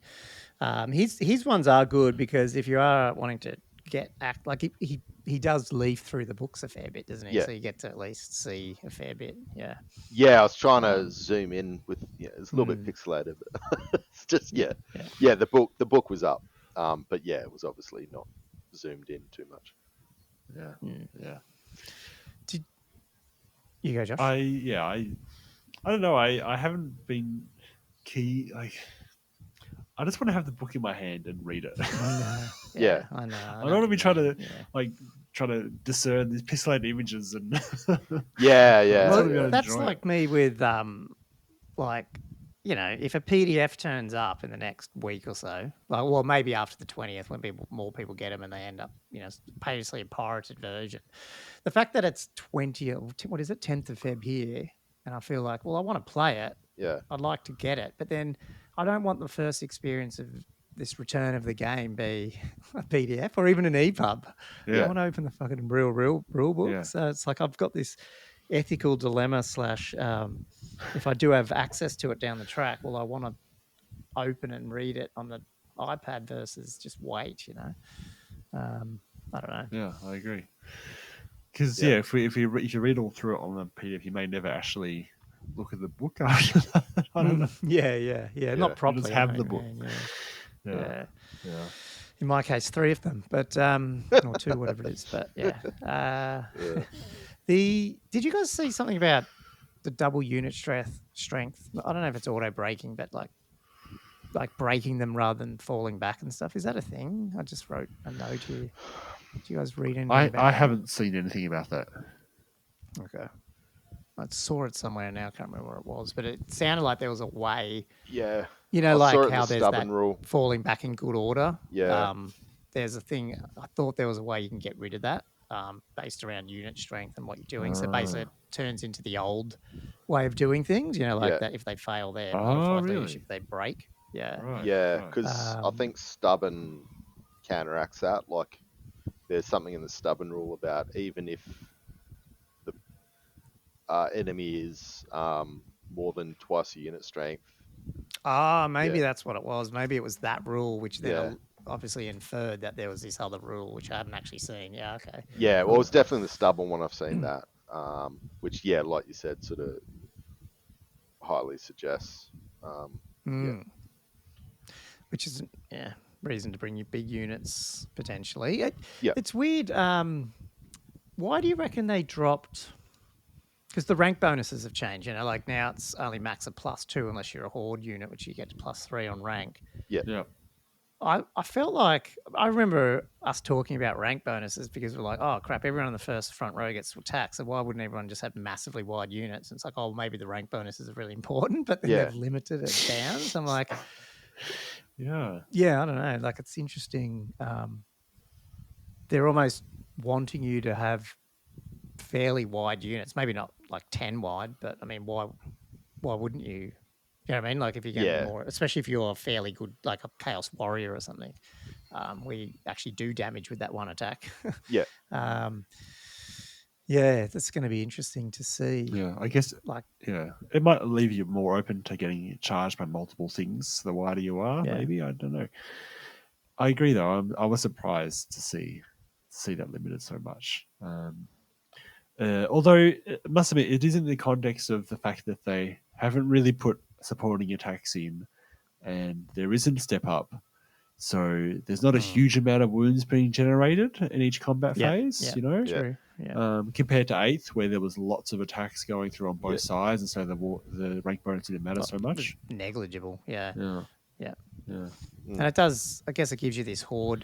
If anything, it allows you to get that extra one with horde without having to have hundreds in the unit. Well, like if you're a goblin, so you can get it now with just 3 ranks, or no, you'd need 4 ranks, I guess. Yeah, and I guess most of the time, practically speaking, historically, the units that have probably going to have the horde rule in Old World were probably the ones that were going to be in 4 ranks back in previous editions anyway. So maybe it sort of works out similar. The other thing is you can't go too wide anyway because everything's so much bigger. Like I've heard 25 mil. Definitely the battle report people have said that. Like you can noticeably see it, especially if you're playing like Wood like elves. It's a smaller or something. board. Slightly. Everything's getting actually that I saw that today. So is that right? Like is that right? Recommending 2,000 to 3,000 is a 60 by 44. Is that the AOS board size? Yeah, they're bringing it back. I just bought another 6x4 mat. What the hell? I know. Yeah. I know. Me too. So what is 60 by 40? Is that 5 foot wide? 44, sorry. So it's just slightly... Is that 4 inches off each side? Skinnier and then... Yeah, it's... Oh, no, because it's 48 it's by 12 64. inches skinnier, isn't it? So it's a 5-foot board by...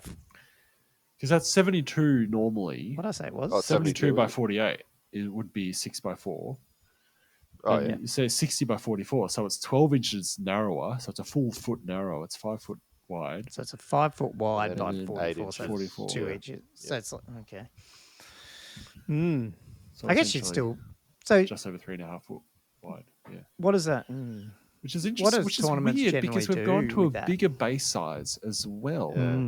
As well as that. Like, it's really giving you a lot of less space to maneuver.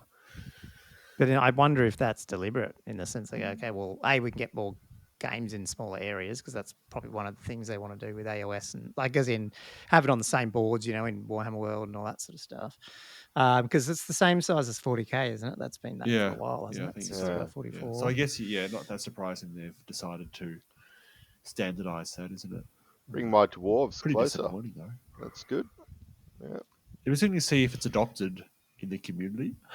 Well, that's what I'm wondering because, I probably would eventually go out and get a 60 6x44 mat, but I mean, there's no need. You can just play on a bigger one. And worst case, you just stack your books on one side if you definitely want to have a 5 foot. Age You of know? Sigmar, I see they do that.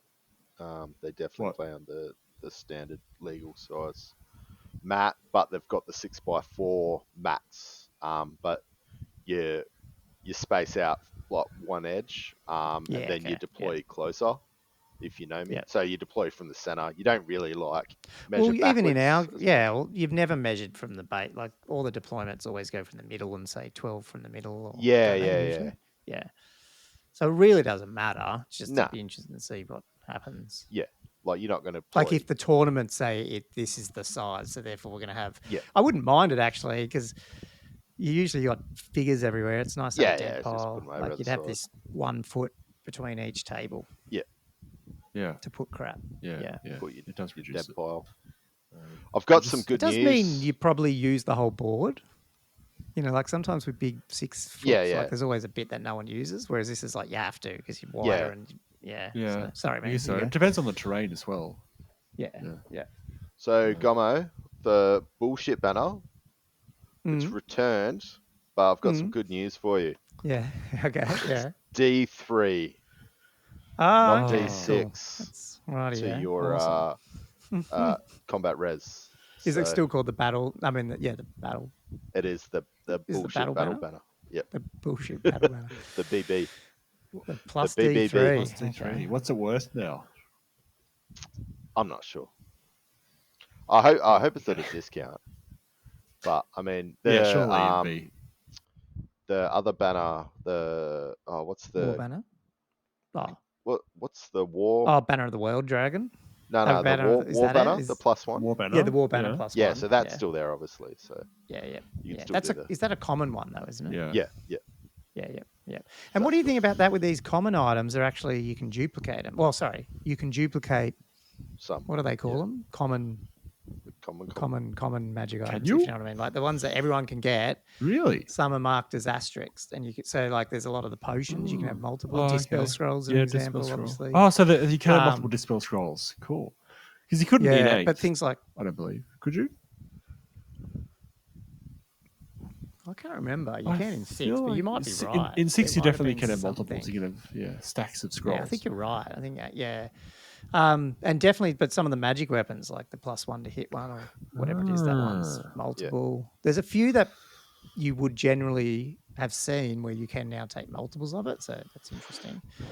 I think the Ruby Ring of Ruin's going to be an auto include because it's that 2d6 strength 4 AP 2, is it? Like bound spell 2 or whatever. Yeah, because that'd be I a think good those chaff type of ones will hunter. still be hanging around because everything in Magic's sort of toned down and getting pretty maybe it's not powerful. AP2. I don't know, but That's your I didn't Phasian mind dispel watching roll. the magic in what we've seen so far. So you don't have the magic phase. It's just one of those things. Hopefully you can remember to do them. when it's almost like hold them out in the right order and go right. It's movement phase. So I'll just look at the movement. Like it actually might help. Yeah. It's just an ability, pretty much. Now you just trigger it. Yeah. And see if you get it off or not. So how does it work? So 2 things with Magic then worth talking about. One's a question. Obviously, if you're a level 4, you got 4 spells. You can cast 4, I guess. Yeah. What about dispelling? How does that work? Like, What do you can you mean? try and attempt to dispel all the time, at least once, if you're in range? Like, is that how it works? I think like so. Every spell. Okay. Yeah. So there's no That's my understanding. dispel limit. So even if you're a level 1, if you're in range, you can just keep trying to dispel, but just with +1. I think so. Oh, Yeah, I don't see why. I mean, you can cast as many times as you want, so I don't see why you're able to dispel as many times as you want with the same wizard, isn't it? Like these wizards, you can well, if cast you're a each level 1, spell you can only have. cast once. So I was just Can you? wondering if Oh, you've only got one Well, spell. I only got one Yeah, you spell. only got so one I spell. thought- Well, I don't So- really know. I just assumed you could. Yeah. I haven't run into that yet, but I haven't watched any of the full Magic reviews yet, so I'll do that. So you can't add when you dispel, you can't add your power level to that dispel. It's only to cast, isn't it? I don't know. I can't remember. Oh, it was at half. No, you might be right. I can't remember. Or is it just half? Maybe like it's 1 half. and 2? Yeah. Is it half? I Is it? feel like it might. I think it might have been 1 and 2. I think you Yeah, add I something to think. it. Yeah, it's something. Yeah, right. Yeah. So you're always going to be at a decent advantage, obviously. Yeah. Casting. Yep. Yeah, for Yeah. sure. Yeah, what were you going to say, Josh? No, I would. What do you think about the signature stuff? I didn't mind this, although there's less spells than I thought. But you know how like you got the 8 laws, but then you can swap a signature out for that signature, or you can swap it for a signature in your arcane journal or your battle. You know your law specific ones. Have you seen that? That's we how it works. So can. like the law of We the were lady's got. speculating about this that we could. Yeah. With army specific. So you know how we saw special- Law of the Lady? There is a Law of the Lady, but there's only, I don't know, 1 or 2 or 3 spells in it. But they're Ah. signature there's spells. not many. Yeah. Oh, they're all signature spells. They're all sigs, yeah. So if you want all of them, you'd have to take, say, 3 level 1s, take, that type of thing. Oh, so each wizard can only have one signature spell that you can sub in. Is that what you're saying? Yeah, I think so. Yeah, Yeah, right. Yeah. Ah, cool. No, I didn't know how. So that's it how, worked. like- Yeah, I saw this. It was something like that. So like that's Yeah. why you got like Tomb Kings, they take necromancy, but then they'll often swap out some of the, if you got 2 leech priests, you might switch out 2 spells, one spell each for a sig, but not use the signature from necromancy. You use it from Nerakara. Yeah, however and you there's some say it. pretty good ones in there too. Yeah. So you're getting like some variability and more flavor, but not like with full decks, which, I sort of miss not having, like I said, it's the same faction thing. Like I miss not having as much, but it's a lot easier to remember if most spells everyone uses the same, except for, 2 or 3 for each army. Heaps easier to remember. So Yeah. No, they looked like they're decent spells too. Like I didn't see too many. Just Itchy get like Nuisance is back for Google for the goblins. So it? there's I think 2 or 3 for big and little war, well, sort of Gork and Mork's different sigs. So Warg's in the main one, but then obviously if you got an Orc one, you can switch them out for the Gorks ones. I think it's called. Yeah. I don't know if I guess Foot's there or something. Yeah. Yeah. So I heard animosity's been largely removed. yeah. It's a 4. Is it still rolling a dice? And if it's I think a 1, so. it's a 4 up, and then you've got to charge. Basically, It's like an that. impetuous test, sort of. Yeah. Instead Yeah, of right. Is that animosity. for every unit still? So it's sort of animosity, but not really. You're not fighting each other. No, yeah. It's more charging the opponent, I think. Yeah. It's sort of like, which is is that not sort of like 6th edition's Frenzy, where you have to charge? Well, Is that frenzy you 6th have to edition? Or is that charge. 8th? You don't have to test. You just charge. Oh yeah, but in this, if you rolled a 4 up, you now are this impetuous Oh, thing, which yeah. means do you have to charge if you can? Is that what it was? You can't just restrain on leadership or anything. I think that's what it is. Yeah. Yeah. Which I guess is not the worst thing, because I guess the worst thing of animosity is when you had a charge sitting right in front of you and they fail the animosity, just sit there. Like isn't that the worst? Yeah. feeling? Well, in 6, you're like charging each other and stuff, whereas in 8, it was more most of the time you worse. just sat there. Yeah. Yeah. Okay. Yeah. Don't want any of that. Yeah. Which is weird, because I'm sure that there was one of the articles we wrote. There is a universe special rule called animosity. I'm fairly confident that was like in one of the paragraphs with stubborn and all that you're kind of right. things. It was mentioned that there was an animosity special rule. So wonder where that's going to pop up. Whether is that going to be in one of the allies rules or something, or I don't know. Oh, maybe. Yeah. So, did you guys go into that a little bit? Like, I didn't really follow much of that mercenary ally. Is mercenaries only your armies of infamy? Is that what it was? And then the allies are just that ally matrix? Is that how it worked? Did you guys see anything about that? I don't know. I Yeah. just with Ash was talking about it, and it sounded a bit weird because it's like almost you get an army from another forces of fantasy or whatever, and it'll just be a little mini army. Army, yeah. Where you had to have a character and at least a unit or something. Yeah. So I was he didn't get into it too much, but he sort of said like, oh, you have like a build structure you got to bring. So yeah, I figured. But mercenaries, though, which we weren't sure what the difference was, are they just out of your armies of infamy? So if you're like Brett's, take some errantry ones as mercenaries. Is that how that worked? Or He we don't know. touched on it, and I think what you're saying is correct. I just can't remember. I just don't want to say I yes. need to go and look at that. But yeah, I was definitely still confused about that in terms of I haven't watched it. So Yeah.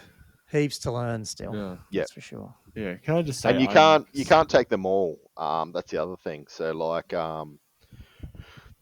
you get penalties. So like dwarves, you can't take I think it was wood elves or something, and It's a matrix type. yeah, thing. and then obviously get different penalties with different yeah. which is pretty good, I think. Yep. For the fluff. Yeah. I'm really excited about the Exiles, the Bretonnian armies of Infinity, by the way. Just because I don't think I'd seen this last week, but just I haven't even seen the book. I've just seen the contents of the table of contents. The unit types. I haven't actually seen it. Let me click on it. Like my list here from Reddit. You mean where it was the? Yeah, it was just a screenshot of the contents. Like I haven't seen what actually is in the book. I'm pretty sure I'm pretty sure it's on YouTube somewhere. But I almost want to wait. Yeah, I don't have the book in my hand so I can see. I don't know. Especially like the Brigands and the Bombard both have me kind of excited. I zoomed right in here. It's got it up in the screen. I've heard about some of these, so I won't spoil it. Yeah. I've heard a little bit. I think I've heard that the Brigands might be like handgun wielding, maybe, which is so bizarre. I thought they'd be crossbowers, but it sounds like they're black powder. Outcast wizards as well. What the hell? I don't know. I guess that's different. Is that like you get a wizard and they can cast death magic or something? Maybe like they're different. They'll be different to your normal damsels and stuff. So they must be. And I think Yeoman Guard, I think you're a slight upgrade to your peasantry men at arms, they had that in that battle report, didn't they? Mountain Miniatures one. I haven't seen it because they were on the hill and he kept talking about yeoman. I don't know if it was guard or something. I was like, maybe they're upgraded. Yeah, so maybe they did. Yeah, but are you like? Do you think they're just like? What are they going to do? Say with that bombard? Like, are they bringing back? They can't bring back figures that old, will they? Or they just like you expect maybe they're into more modeling stuff. They did in one article. They mentioned that they've uncovered an previously unreleased miniature from decades ago. Maybe it was a new bombard because there was one they released, but it was like 3rd edition or something. It was ridiculous. Surely they're just going to be using an Empire cannon. Like I can't. Well, did you see that? I mean, I'm sort of amazed, but very happy that. Pete Wargamers' article that they had on Warhammer Community of him, modelling up those unit fillers. Yeah. I mean, they were cool. They looked awesome, but also Games Workshop's acknowledging, and that would be tournament legal, would it? That, you can use unit fillers. Yeah. It's all from... Too. The cart was great.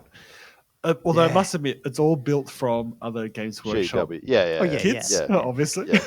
And often too expensive kits to make one unit. Exactly. So why wouldn't you encourage that as Games Workshop? Like, as long as you're using my parts, you're spending more than just buying the 6 figures that would have you taken up anyway. Yeah. I guess that'd be the rule, isn't it? It has to be made of GW bits. Which I'd struggle to do. All the bits that all the like diorama type stuff I'll be using would not be GW. It would be 3D printed, probably like those type of things for sure. Yeah. Like I've got a whole bunch of carts I could print off and use, and that would work really well. But none of them are GW. Yeah, it'd be interesting to see what they do with these extra guys. If you're expected to model them, they're going to bring out figures for them. I mean, I doubt they. I don't think they're bringing out. I don't know. Do you think you're going to see any more Bretonnian releases like the Green Knight or anything? Or this is it. Well, the Green Knight's in there. Yeah, but I mean like a redo of him. Oh, like a new character. Yeah, I doubt it. Like they would. I don't know. I don't think yet. That's a good question. I mean, they haven't released the Questing Knights yet, specifically. True. Yeah. So they've released a miniature for Lady Elise Duchard. Yeah.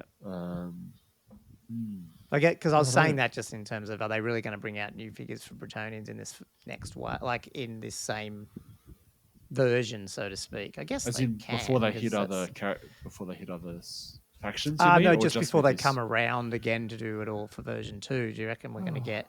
I hope other Tomb King stuff and other other Brett stuff like 3 months down the track, or they'll just be all onto the other factions, you know? It's a good question. I mean, it'd be weird for them to have released all these, do this big release and not support some of these units by actually providing an option, especially Like, I the think they'll Bombard definitely and bring the, out all the old kits, but I was just wondering, any of these ones that are weird, like, Border Princess Brigands, what are they? well, yeah, these are Or- things that don't have miniatures, you know, like released by Games Workshop, really.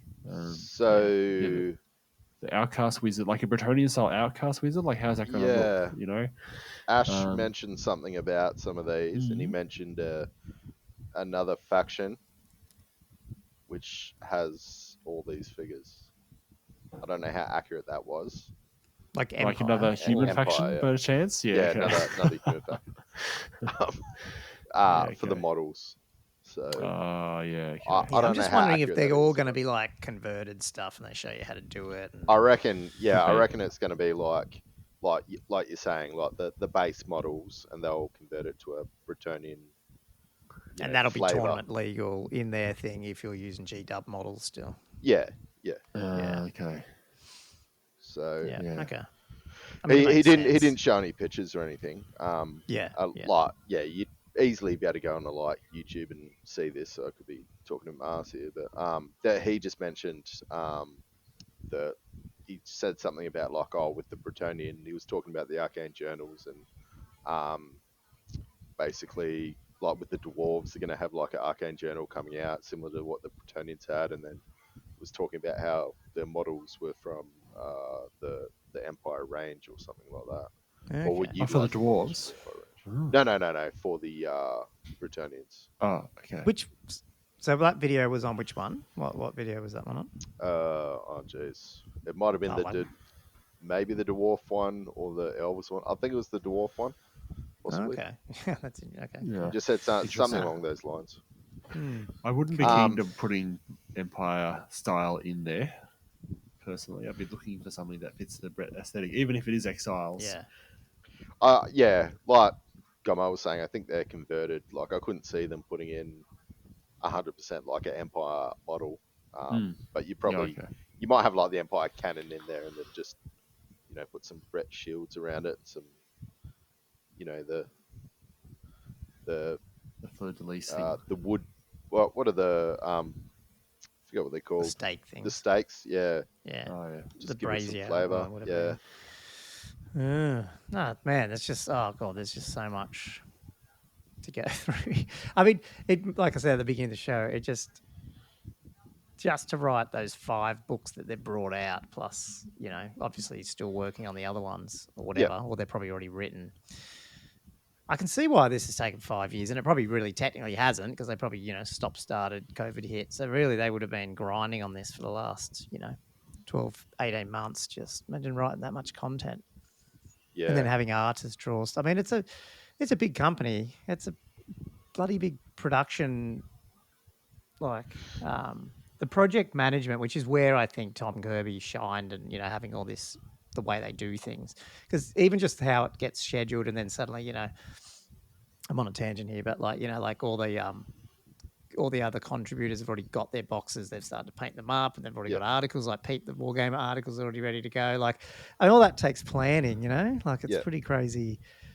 Even though this is technically a side game for them, it's very professional still. So that's why I'm so excited about like how well it's going to do.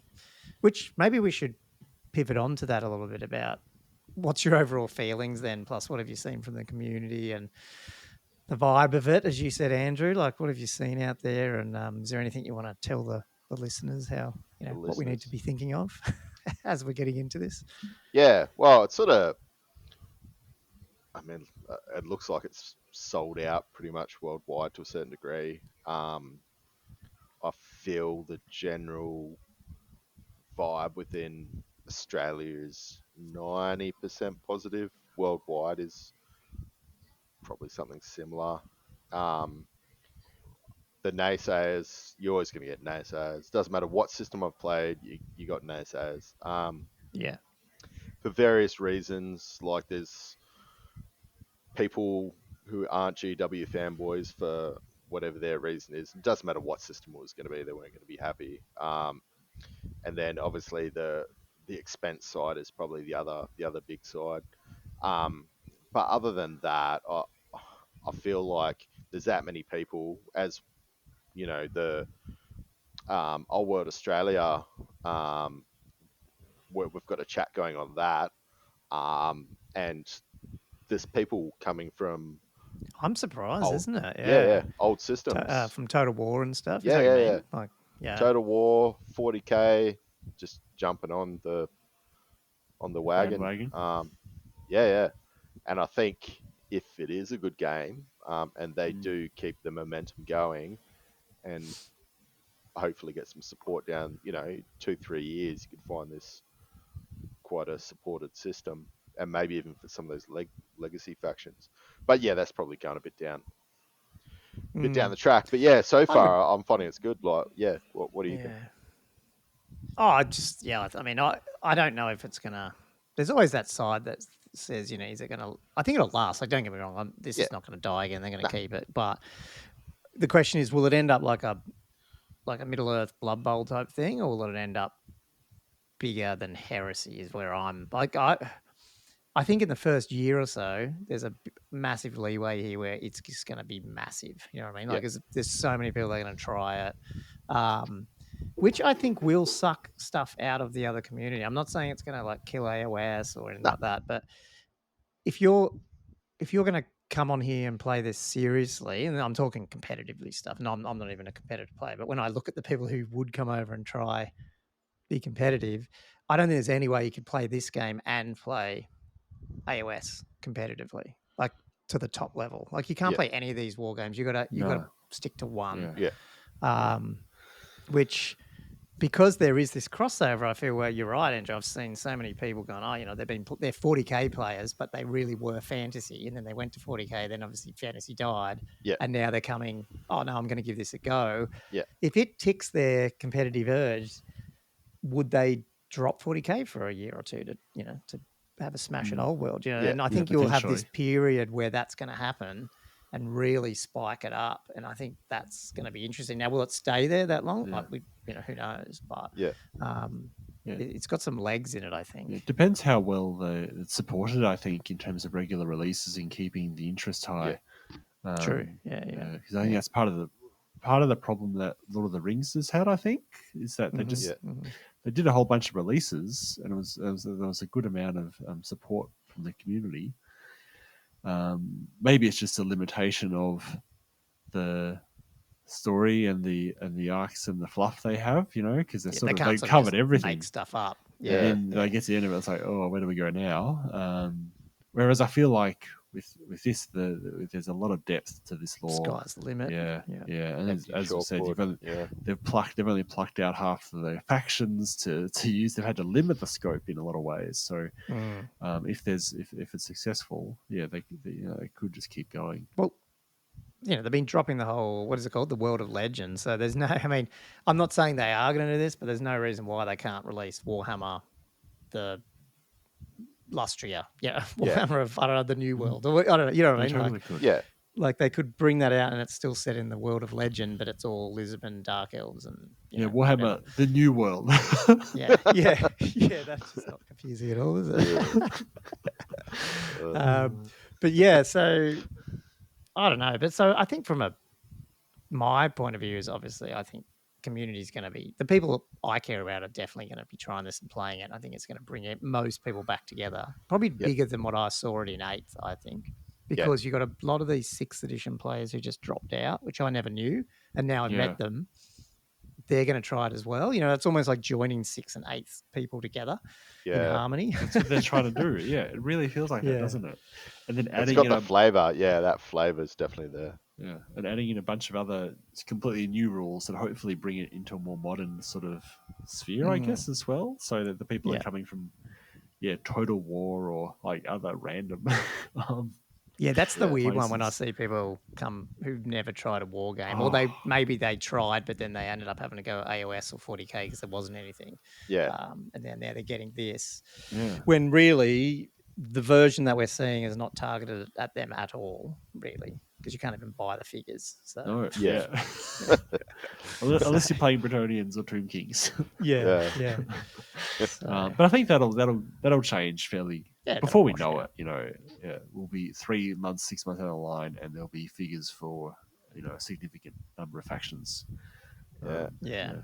And they can do that. Hey, like they pretty much do pre-orders every week for something. You know what I mean? So I could imagine them even before, say, Dwarves come out. Yeah. They do drop questing nights and something in the next couple of weeks or whatever. Those type of things, and Yeah. eventually, then they drop the big one, and then they just keep dropping them, just to slowly bring it things in. out. Yeah. And they were talking about made to orders as well, of like specific minis, which has me excited as well. There'll be stuff that they might do makes to orders that's been not available for decades. Collectibles and things. Yeah. Which one did I see? Did they specify what they were going to do? No.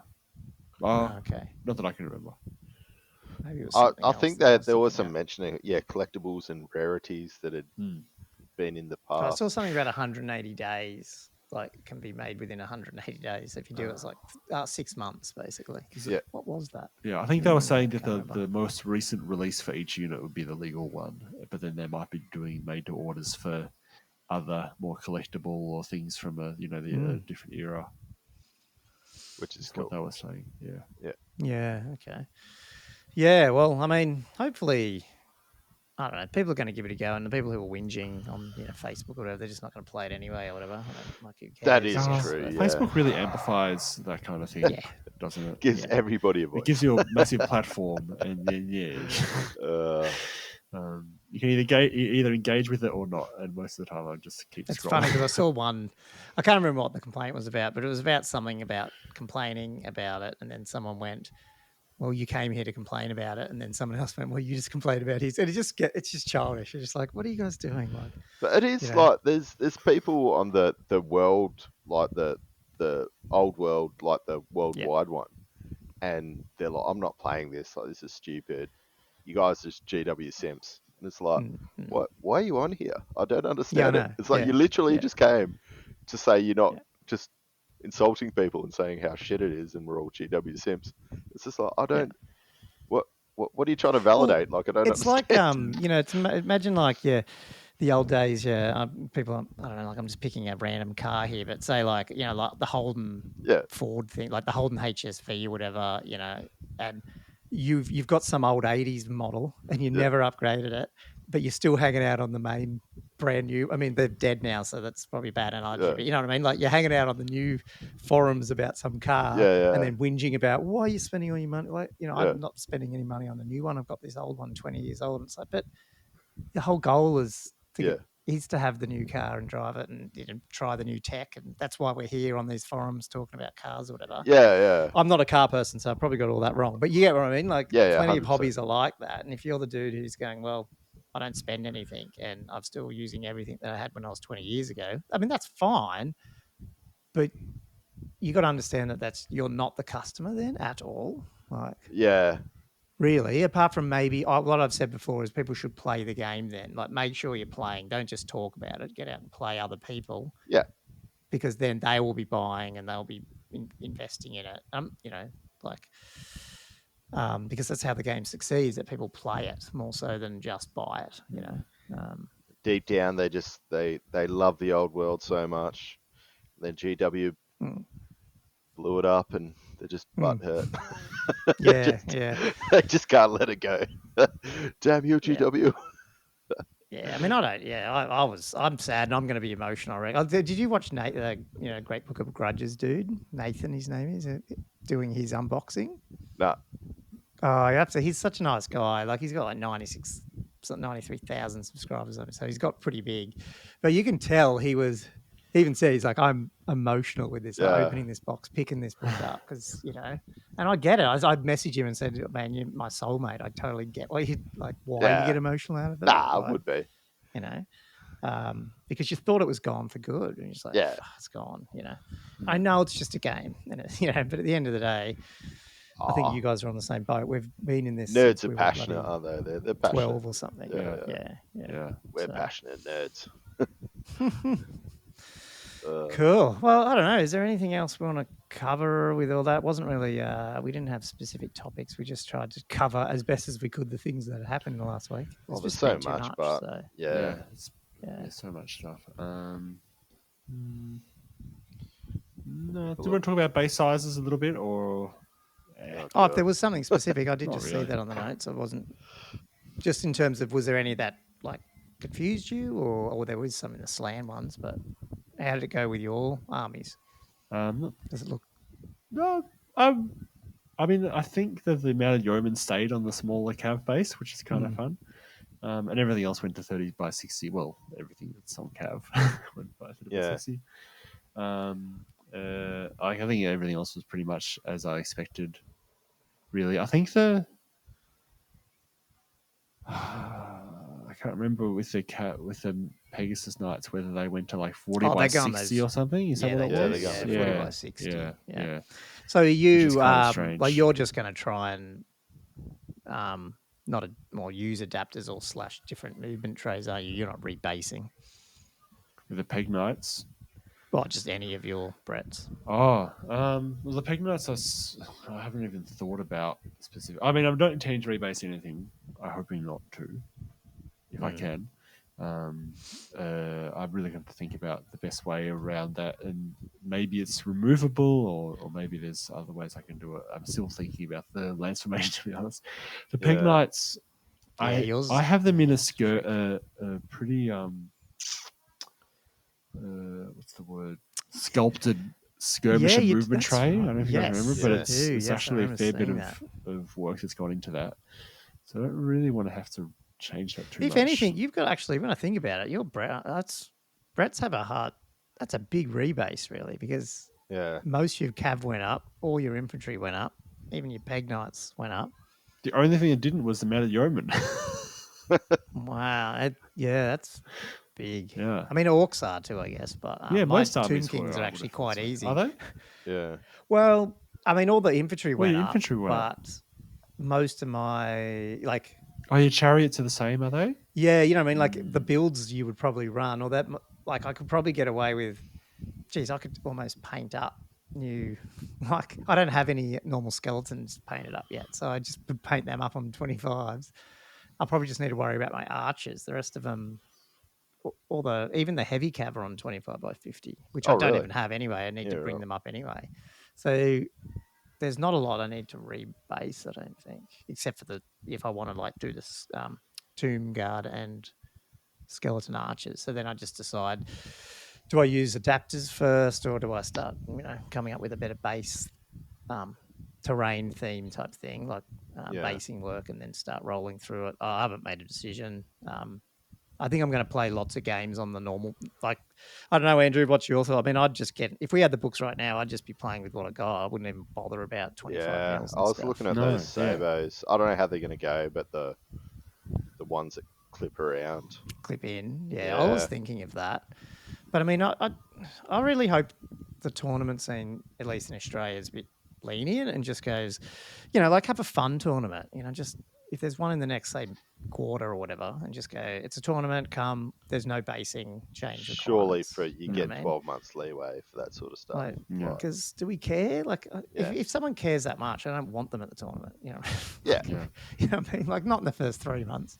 As long as you're on the right base size, and you're like, oh, I've got, to me, it's not hard to get the right base. Like, you'd say, oh, you mean like the movement footprint? Yeah, like the movement footprint. Yeah. Well, I wouldn't even worry about think that, to be honest. Saying, I'm saying I don't care for the first 3 months, because I mean it makes very little difference. I would be okay with doing the maths for someone if you sat down and went, well, actually this guy can't. Okay, whatever. If it came down to an important combat, you can maybe do the maths. But I'd just mainly just go, let's just play the game and work out the mechanics and get all that sorted. Yeah. But yeah, it wouldn't. Who knows? I'm pretty crazy. You guys have played with me. Yeah, I mean, I'd like with you and me. Like the first game we probably play, Andrew. I wouldn't even be bothered about. Footprints. I just say we try and get the rules right. Who cares? So that's right. It's interesting to see what happens over the next sort of 6 to 12 months about how much that changes. I And think, there'd be a lot of people, and I think you're one of these, Josh, where you're like, well, I really like 6, and I'm not, I either want to keep one foot in that pond, yeah, unless, 2-3 years down the track, and Finger in this all is the like pies. raging, and version 2's coming out, and you're probably Yeah. like not even looking back at 6. yeah, But yeah. Like, you don't know yet. It's very hard to know. Like this is we're very first steps into a whole new world, so it's hard to predict what's happening. But at the moment, next weekend I'm gonna be playing 6th edition Slow Grow, so there's still stuff going on. And then the massive CanCon tournament as well. Yeah, no, well, yeah, we won't. I'm not rebasing him. I mean, I did think I could start, if I wanted to rebase, I could start the Tomb Guard because I don't have them in my list, but I don't know. That's why I was looking at those clip-on ones you're talking about, Andrew, and just staying with my normal flock, like sand base, because I can easily just patch it around and probably paint it, and you probably just wouldn't sanding notice. it. Yeah, sand. That's fine. So, You're happy with the list? Going off on a tangent? yeah, well, I mean, you haven't watched the game, have you? No. I want to. It was against. It looked good from your. Without telling you what happened, if you haven't watched it, do you know what he played? He played Bratz. Yeah, I knew it was Bratz, which would and be. It was all. It's all knights. Which like, would so be, everything was 3+, like 3+ saves for the pegs. Everything else, 2+. Fast army. I'm trying to think if he had. And he had a treb. Yeah. So. That's and 1 damsel. So like everything in his army, 2 up saves pretty much. And my army is not built unless I get the casket off multiple times. I don't have a real lot that can take out real heavy armor like that in that amount of that like if there's one big unit of 1 up save knights, I can probably deal with it. Yeah. But he's got 2 realm knights, questing knights, grail knights, 2 errantry knights, and the peg knights. Yeah. That's a lot coming at you fast. We rolled up scenario 3, which is the 15-inch deployment as well. God. Is he all cab? Is he all mounted? Does he have anything else? Yeah. Or is just knights and peg knights and that's it? All knights and peg knights. Wow. Yeah, that's it. So it's a pretty aggressive. fast and hard and scary aggressive list, I reckon. Yeah, very weak on magic, but that was the whole idea. Just getting. Well, you got to at least it's going to have some deficiencies. Yeah, but so I was happy with how the list went, considering that. Definitely, I was actually quite happy. So, yeah. Oh, I'll be watching this tomorrow. Yeah, me too. That's good. It was a really good game, man. Right down to turn 6. So yeah, it's good. Yeah. Those scorpions would have come in handy. That's pretty much what sixth games have been like, except for a couple with you and me, Andrew, where it like just blew up or. But outside of that, everything seems to. And I hope Old World's like that, where it's like you just keep fighting because you can get right through to turn 6 or whatever and have a chance. That's I like that. That's good. Actually, it's funny. I didn't have the 3rd Scorpion, so he brought a 3D printed one unpainted. But then one of my other Scorpions died before that one because I entombed one.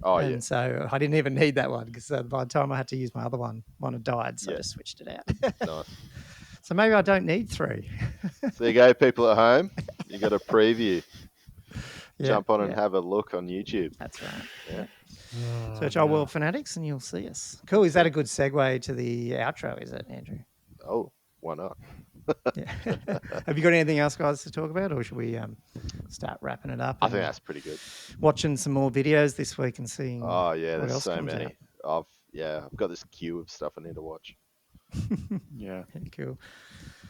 Yeah, well, I mean, we can wrap it up if you want. Should we just quick shout out again to our Patreons, I guess? Some we've new got ones. The 3 paid and 1. You weren't here. I can't remember, Andrew. Were you here? I wasn't here for the new when ones. when I wasn't here, or was that when I? When did they pay? I can't remember. I'm not Jan sure. 2nd. I think No, it was must only have been- last week, wasn't it? Yeah, it was last week. Yeah. So Nat or Gumwitch, Sean, Todd, and Jared. Actually, Gumwitch sent me a message while we're on the pod. Yeah. I'll come back and look at that later. So that's the 3 patrons we've got. Legends. Thanks, guys. But like Andrew said, man, just if you are listening to this and you do like what we're putting out there, not only should you be reviewing, like giving us a 5-star review, if you could go to I'd really appreciate going to YouTube and just hitting that bell and the subscribe button, because if we can get to 500, it just unlocks some other features in the account that we don't have access to at the moment, which sort of sucks, but we're so close. So hopefully we can, and we'll just commit to trying to get a few more videos up there on YouTube, especially as Old World drops, and we can do some, definitely. You know, we'll do the full book reviews and outtake and all that stuff, and get some other guests on, and I'm sure there'll be a lot of content coming out. So yeah, search Old World Fanatics on YouTube, Facebook, Instagram, all that sort of stuff. Follow us. Really appreciate it. So anything you guys want to say before we rock off? No, not really. I think we covered most of what I wanted to do. Yeah. Awesome. Agreed. Oh, well, thanks for another awesome episode. It's good to see us all three of us back again. And we'll be back same time next week. Yep. Back to Mondays, I think. Yeah. Well, yeah, we got probably a few episodes coming up, don't we? Because yeah, we're gonna have to try to get some work out what we stuff want to do. coming probably out. squeeze an extra one in there somewhere. Yeah, somewhere. Awesome, guys. Well, I'll bid you good night, and we'll get this episode out. All right, ciao.